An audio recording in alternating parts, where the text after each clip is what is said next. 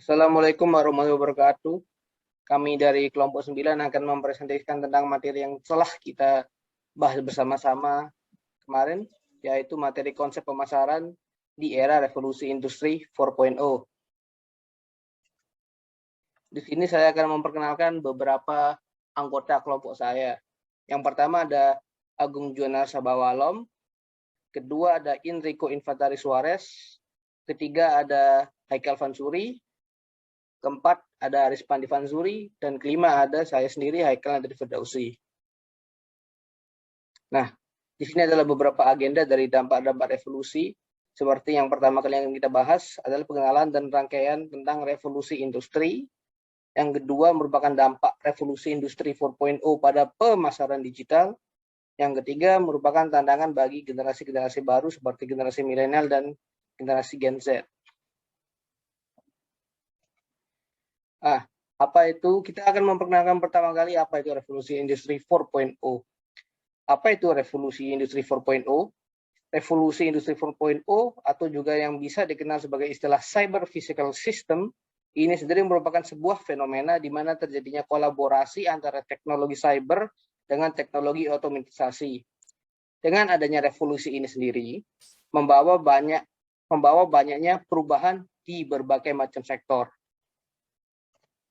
Nah, di sini ada beberapa pengertian revolusi industri 4.0 menurut para ahli.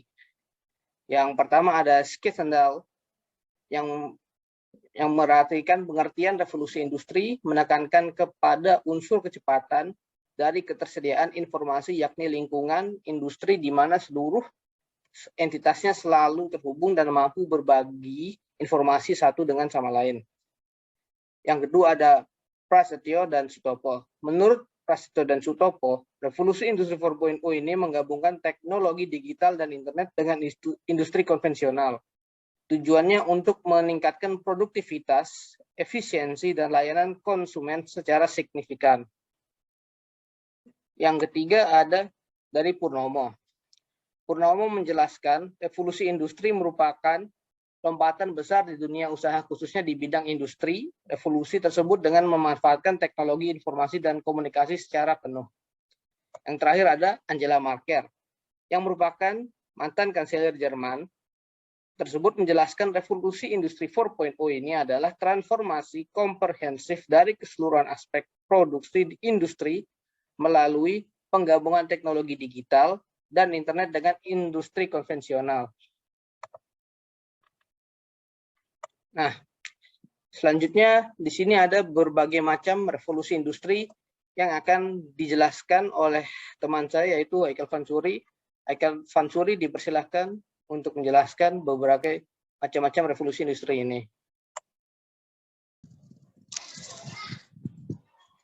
Selanjutnya ada berbagai macam-macam revolusi industri. Yang pertama ada revolusi industri 1.0. Revolusi industri 1.0 terjadi sekitar abad ke-18 dengan diawali terciptanya mesin uap oleh James Watt pada tahun 1776. Penggunaan mesin uap yang menggantikan tenaga manusia dan hewan pada proses produksi barang mengakibatkan perubahan yang signifikan pada dunia industri. Kapasitas dan kecepatan produksi meningkat pesat dibandingkan dengan sebelumnya ketika menggunakan tenaga manusia dan hewan untuk memproduksi barang. Yang kedua ada revolusi industri 2.0. Industri 2.0 adalah masa yang diawali dengan terjadinya revolusi industri 2.0, yaitu saat mulai digunakannya konsep produksi massal dan mesin listrik sekitar abad ke-19. Konsep produksi massal pertama kali diterapkan oleh pabrik mobil Ford di akhir tahun 1800-an. Penggunaan konsep produksi massal dan mesin listrik pada proses produksi barang mengakibatkan berkurangnya waktu produksi dan biaya produksi secara drastis. Yang ketiga ada revolusi industri 3.0. Pemakaian komputer dan robot pada dunia industri di sekitar abad ke-20 memicu terjadinya revolusi industri 3.0 di era ini. Proses produksi barang menjadi lebih terkontrol secara digital, lebih spesial, serta menjadi lebih cepat dan tidak terlalu banyak perubahan seperti proses kemajuan 1.0 ke 2.0. Dan ada revolusi industri 4.0. Saat ini sedang berlangsung revolusi industri 4.0, yaitu sebuah revolusi industri di abad 21 di mana terjadi perubahan besar-besaran di berbagai bidang lewat perpaduan teknologi yang mengurangi atau bahkan menghilangkan sekat-sekat antara dunia fisik, digital, dan biologi. Slide selanjutnya.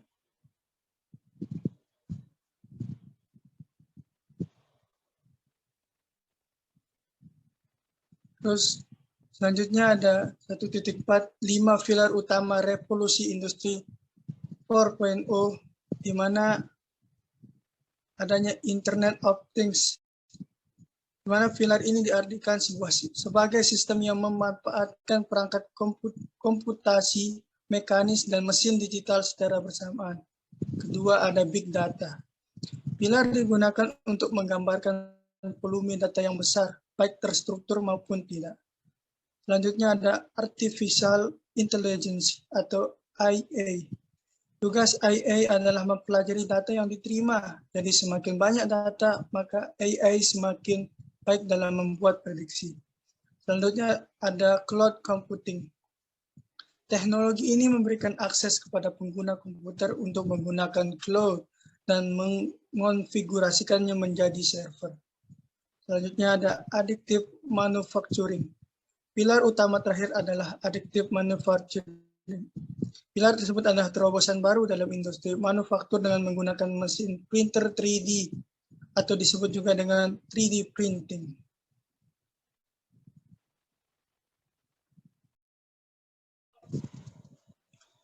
Selanjutnya ada prinsip revolusi industri. Yang pertama ada interoperabilitas atau kesesuaian. Prinsip ini mengedepankan kemampuan mesin, perangkat, sensor, dan manusia.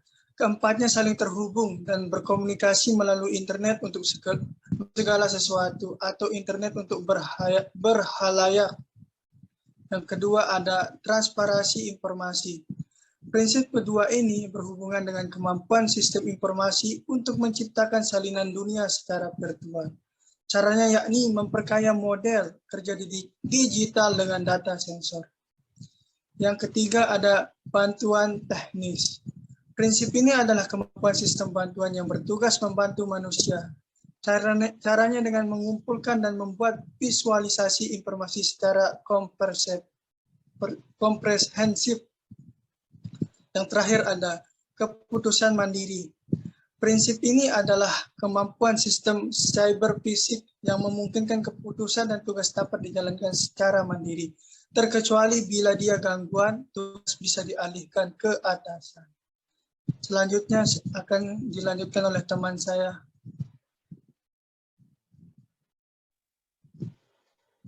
Selanjutnya saya akan menjelaskan tentang section break, tentang dampak revolusi industri 4.0 pada pemasaran digital.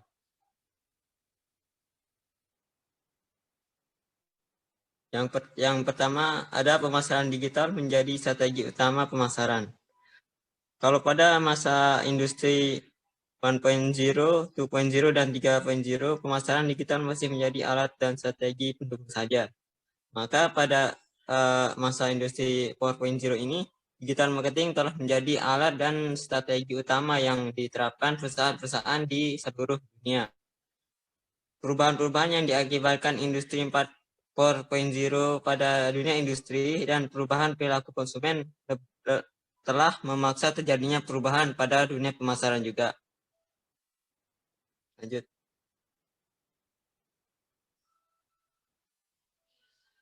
Yang kedua, semakin banyak perusahaan manufaktur yang menjangkau end user produknya secara langsung dengan pemasaran digital.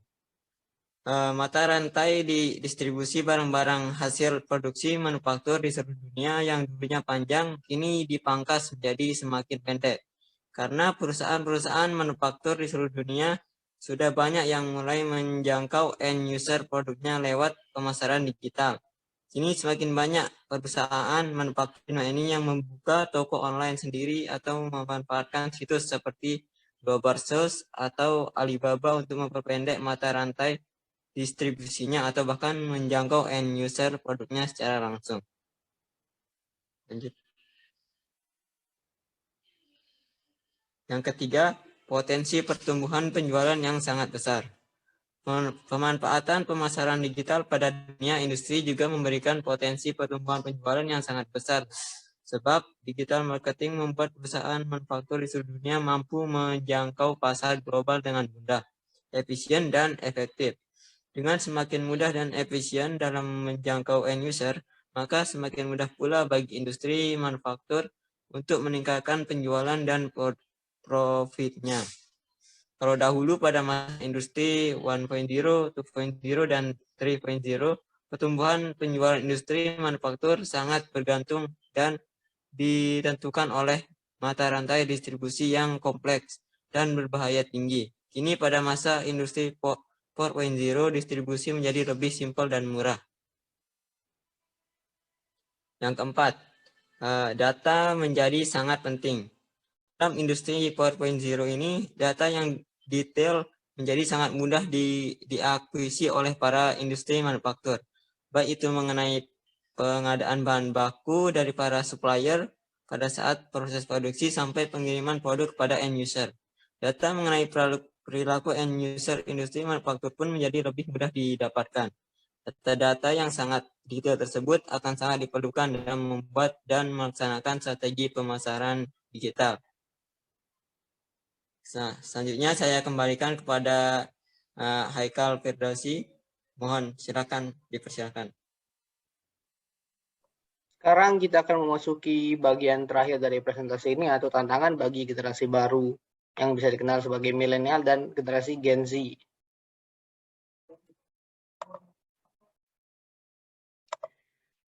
Yang pertama adalah innovation. Revolusi industri 4.0 membuka peluang munculnya model-model bisnis yang baru. Hal ini berkaitan erat dengan para pengembang bisnis yang menerapkan strategi dengan platform digital. Sehingga revolusi itu memungkinkan terjadinya inovasi digital baik di dunia retail, pendidikan, kesehatan, hingga hukum. Beberapa orang berpikir inovasi tersebut membuat semakin banyak orang berpartisipasi. Alhasil timbul persaingan sehat untuk memberikan nilai tambah barang atau jasa pada masyarakat. Yang kedua adalah inklusivitas. Dengan adanya inovasi digital, layanan dapat dengan mudah dijangkau oleh seluruh orang, sehingga terjadilah inklusivitas. Semua orang bisa menikmati layanan digital yang sama dimanapun mereka berada. Yang terakhir adalah efisiensi. Revolusi industri menciptakan efisiensi bila terjadi inovasi digital. Maka efisiensi itu pun turut terjadi. Agar sisi positif ini semakin optimal, para pembuat kebijakan harus mampu menerapkan strategi yang tepat. Meskipun dapat memberikan masalah-masalah baru dalam dunia perekonomian, di sisi lain, era ini juga dianggap akan memberikan dorongan besar dalam segala bidang. Misalnya, dalam dunia kerja. Revolusi tersebut dapat memicu adanya jenis pekerjaan baru, walaupun revolusi juga menghilangkan beberapa jenis pekerjaan. Jadi, penting untuk mengetahui posisi dan situasi Indonesia sekarang agar bisa menentukan kebijakan yang tepat demi menghadapi revolusi industri 4.0 ini. Nah, jadi di situ ada beberapa hasil-hasil dari presentasi kita dan juga hasil-hasil dari diskusi kita selama ini. Terima kasih telah memperhatikan dan melihat video ini. Jadi, salam dari kami. Wassalamualaikum warahmatullahi wabarakatuh.